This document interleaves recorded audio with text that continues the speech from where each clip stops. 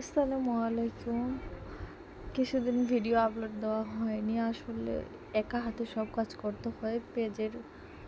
ফেসবুকে সেল দিই এই ড্রেসগুলো, যার কারণে আপনাদের সাথে অনেক দিন ধরে আর কোনো ভিডিও দেওয়া হচ্ছে না।